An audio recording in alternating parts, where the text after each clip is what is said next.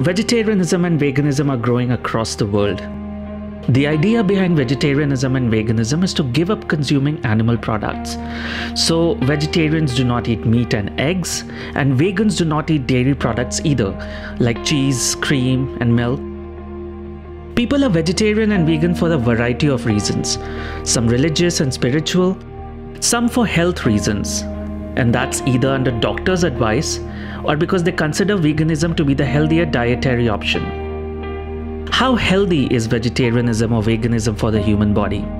Research and evidence around this is still evolving. Besides, the answer to this question varies from region to region and even from person to person. It is difficult to discuss it in general terms, so let's park it aside. Even more difficult to discuss in general terms is the ethics of consuming animals as food or raising them as a food source. Ethics are deeply personal, and it is difficult to make an objective ethical argument one way or another. A lot of people are concerned about the environmental impacts of meat. Now, that is something that can be discussed more broadly than the nutritional virtues of a meat or dairy-free diet, and more objectively than the ethics of animal-based food. Meat production is supposed to consume a lot of water, take up a lot of land, pollute the environment, and emit a bunch of greenhouse gases such as methane. None of this is without basis. There is good research that calculates very methodically the crazy amount of water that a cow drinks over its lifetime, and the greater amount of water that goes into growing the grain that feeds it. And when you divide the number of glasses of milk and the number of hamburgers that can be extracted from the cow with all those liters or gallons of water, you get a crazy number that truly sounds like a lot. Also, the environmental effects of meat farming are well documented. Cattle produces a certain amount of methane, which is a number calculated using methodology which is scientifically sound. And byproducts of cattle farming have interacted with nature to form such marvels as manure lagoons. All of this is true and not without basis. But most of this assumes raising of animals to be a certain kind of process, which can be described as industrial animal farming. And that would be animals raised indoors in pens with little or no movement, little or no chance to be outside, fed food which is not their natural food, but cubes and pellets made using grain and protein grown specially as their feed, and highly processed at a factory or something. Yes, this is where those horrid pictures come from, showing cows and chicken and pigs spending their entire lives pressed against each other and their shit flying all around. Pictures that any decent human being would find disturbing.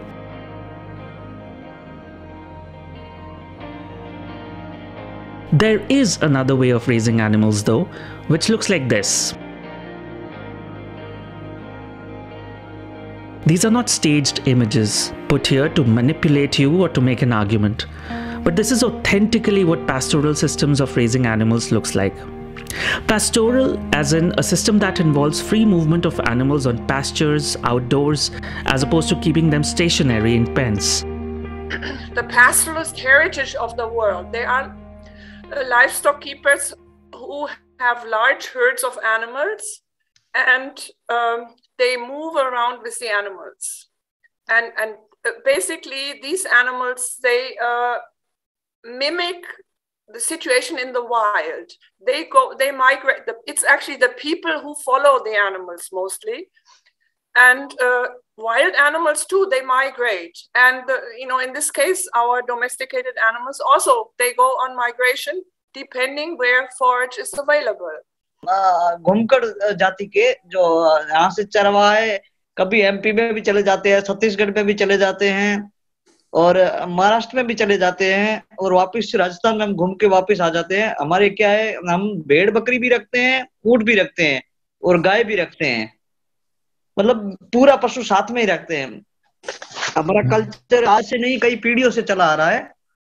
A key aspect of pastoralism is that animals feed on what grows in forests and common grazing land and residues of crops left behind in fields after crops are harvested, rather than setting aside land and water resources specially to grow crops and to process and turn them into animal feed, or setting land aside for the exclusive use as grazing land.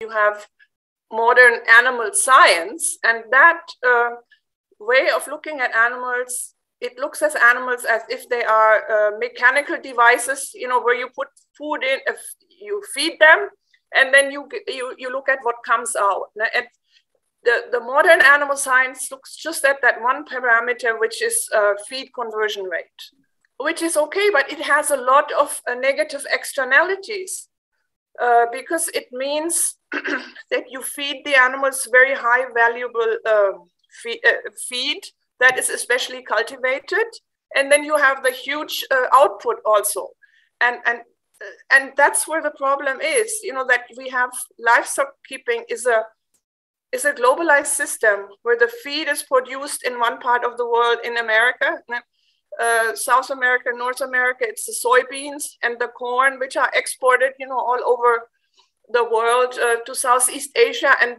they make it then possible to increase the number of livestock, which leads, to factory farming and then to disease outbreaks, etc. And that is a huge problem. Pastoral systems of raising animals is responsive to the ebbs and flows of local forests, local water bodies, local grasslands. They are not fueled by manufactured and factory processed animal feed and water transported over long distances.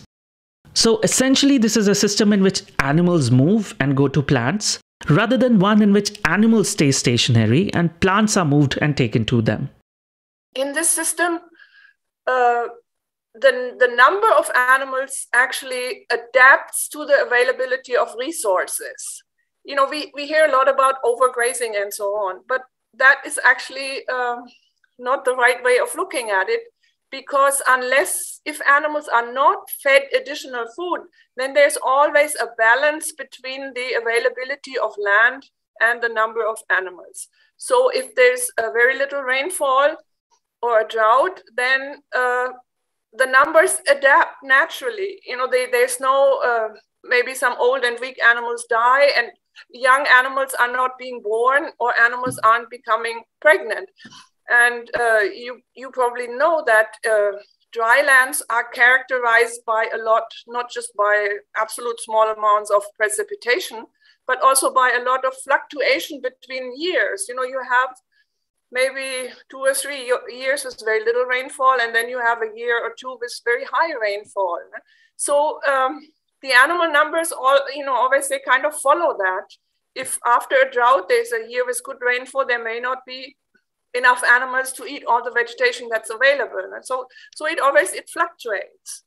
And that's the fantastic thing. It's a way of keeping livestock in tune with the availability of resources, basically just like you would have in nature. If we look at pastoralism strictly from a consumer point of view, it is a production system that delivers the highest quality meat and dairy. This is because pastoral animals are healthier, because they move, and because the diet is of greater variety and of higher quality. Well, I believe that the meat from our lambs is one of the most sustainable kinds of meat that you can get, because they're from animals that live that go into nature, and the lambs are with our mothers until they go. We let them slaughter and make meat out of them. So they've had a wonderful life, and they are not intensively held, and they have always been outside. So I think that there are different ways of doing it. तो जंगल में अगर पशु चला गया तो वो कितनी झाड़ियां हैं, 36 प्रकार की, हमारे इस जैसलमेर जिले के अंदर 36 प्रकार की झाड़ियां हैं। वो खाता है ऊंट, भेड़, बकरी। अब उसका जो दूध आता है 36 पौधों का दूध आता है, तो कितना होगा उसका? उसका दूध का मिलावट कितना होगा? वो एक आयुर्वेदिक चीज है, गुणवत्ता होगी बहुत। हाँ, बहुत गुणवत्ता होती है। जितना पौधों का रस होता है वो पौधों का रस आ जाता है दूध में। वो दूध एक जैविक दूध हुआ, उससे क्या होगा? और जब अपन चारा ला करके डालेंगे तो चारा तो अपन लेके आएंगे जिस जगह से जहां उगाते हैं, वो जहर डाल करके ही उगाएंगे। खेती करने वाला वो फसल लेने के लिए तो अपना करेगा ही करेगा वो तो। If we lower our sights, forget about quality, and concern ourselves only with production efficiency, pastoralism comes off as the more efficient system of creating new protein. That you have these animals which are very efficient at converting high value feed into into product. And in contrast, in pastoral systems, you have animals which actually they move and they utilize very low value, very fibrous, thorny vegetation, and they upcycle it into meat and milk. And so they actually produce protein. I mean, there's a net increase in availability of protein, whereas in the industrial system, protein actually gets lost, it is destroyed in a way because the animals are already fed with protein. Actually, vegans always say that, not just vegans, even scientists say that if we stop keeping livestock,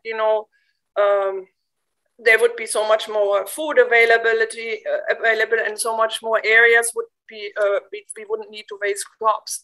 But the Wageningen scientists, they actually say that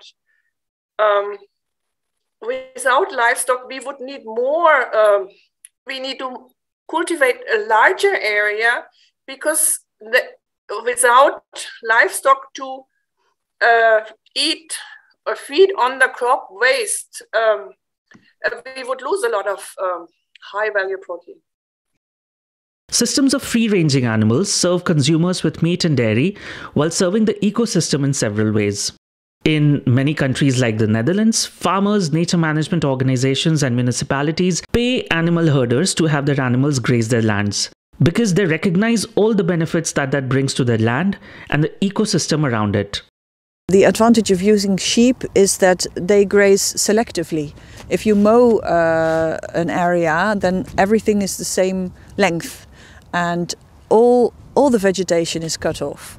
And if the sheep are going in a nature area, they take first the grasses that they like best, and then afterwards they take this and they take a little bite of that and they leave their droppings. Well, the droppings, they create a variety because in one spot there is more nutrients, and then in the spot 20 centimeters over there's no nutrients, and that makes a micro variation in the vegetation. That's what most nature organizations are after, variety, because the more variety you have, the more biodiversity you create. And it's also, of course, it's just a cycle of nutrients that is kept. Thousands of miles away in India, the free grazing animals are equally important to soil fertility.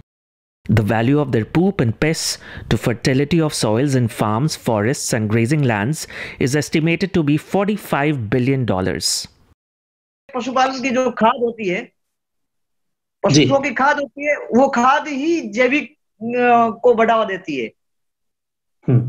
हाँ, अगर वो जैविक ये खाद अगर समाप्त हो गई तो फिर जैविक विविधता कहाँ जाएगी? बिल्कुल खत्म हो जाएगी। मैं ये 100% बोल रहा हूँ। Actually, the manure is maybe, I would even say it's the most important product of in pastoral systems because especially in India, the whole Indian soil system, it depends on that organic manure provided by the animals. It's directly deposited on the field. And Indian soils can't really, most of them can't deal with chemical fertilizer. They become sterile after a while. So India is actually a country of agro-pastoral systems of pastures being integrated with the crop cultivators. And the manure is highly appreciated. It's not just the manure, but also the urine is valued even higher because the nitrogen can be easier absorbed by the soil, I guess, yeah. Pastoralism has demonstrated its resilience by catering to people living in the most marginal ecosystems with limited water and limited vegetation for hundreds of years. Actually, livestock keeping is the way where you need the least water. As you say, you've worked in the Afar. So, that's a very dry area, and it's only by means of livestock that you can actually produce food there. The amount of water used depends incredibly on the kind of system in which livestock are kept. If they're kept in an intensive system, you have to grow everything by means of irrigation. The water consumption is huge, but we shouldn't do that anyway. There are quite a lot of types of land that can only provide grass. and people can't eat grass. So if you want to create something with it, then you would have to do it through grazing animals like sheep or camels or horses or cows. We have been discounting and neglecting pastoral systems for close to 100 years, since the beginning of industrial animal farming. Policymakers, planners, politicians, they seem to either not know about them or not understand them. So they come up with policies and laws that seriously disrupt herders' movements with their animals. For example, camel herders in India's Rajasthan state often find traditional routes blocked off or their grazing land fenced off, as the government allocates land to industry and for other uses without consulting them. जहाँ पे गोचर भूमियां हैं, ओरण भूमियां हैं, उनको आज government Adani और इन solar plant को कई कंपनियों को आज आवंटित कर रही है। वो हमारे लिए बहुत ही बड़ा, पशुपालकों के लिए तो बहुत ही बड़ा एक दुखदाई, इससे बढ़ के कुछ नहीं होता है। Pastoralists need to move, and we need to desperately keep space for them. Provide them the opportunity to move, and I see that opportunity is it's becoming very difficult for them. But the policymakers, they haven't understood the value of pastoralism. That's because they think pastoralism is inefficient. It's not productive because they always compare, the Indian cow with the European cow. Indian cow only gives 4 liters. The one in Europe gives 40 liters. So that's what they want. And they don't understand the negative externalities of the intensive systems. So, this is one of the main tasks in my life, to get the policymakers to understand the incredible value of the pastoral system. In terms of animal welfare, in terms of providing really healthy food, in terms of providing livelihoods, in terms of supporting biodiversity. None of this is to suggest that pastoralism is a silver bullet solution that will fix everything that is wrong with our food system. Chances are pastoral production systems will not be able to produce as much meat and dairy as we currently eat. So it is a good idea to cut down on meat and dairy in general. Of course, if everybody wants to eat meat every day, then the pastoral system is not going to work. If everybody wants to eat a lot of meat every day, but if people would choose to eat maybe once or twice a week, or maybe only on special occasions eat meat, then this could be a great way to have more sustainable type of creating meat. Sustainable production systems like pastoralism will probably not be able to match the price points of factory farming, which are ridiculously low, by the way. We are so dependent on intensive farming in the Netherlands, and meat and eggs, for example, is way too cheap, because it's produced on such an enormous scale in closed stables, and I think that's I really don't like that idea. I do eat meat myself, but I always eat organic meat. I don't like to buy meat from animals that are intensively held. The prices are so low that farmers are actually forced to go on a really large scale. You have to have at least 100,000 chickens to be able to create an income, and that's ridiculous. The price of eggs has hardly gone up since the Second World War, if you take inflation into account. So it's really a strange system. Of course, in any given society, not everybody is in a position to pay more for food. In the richest few countries, a little over 6% of consumer expenditure is spent on food. In less rich countries, households spend as much as half their income on food. Even within rich countries, the burden of food prices weighs differently upon different parts of the society. Within the United States, for example, food makes for less than 10% of the total expenditure for the richest 20% of the society. For the bottom 20%, it is more than 40%.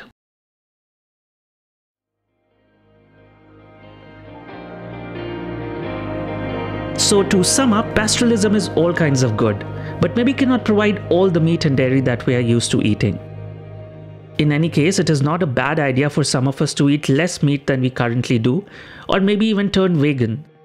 As we do, we should understand and appreciate that for many of us, this is not an option. Slice it and dice it any which way, industrial farming is dangerous and harmful to the planet and to eventual consumers. This should go. The world, especially the Western world, is locked into the industrial farming system, and transitioning out of it will not be smooth or painless. It will involve some willpower to pay the inevitable costs and to make the necessary sacrifices. It will not be easy, but we've got to decide to make changes and start somewhere.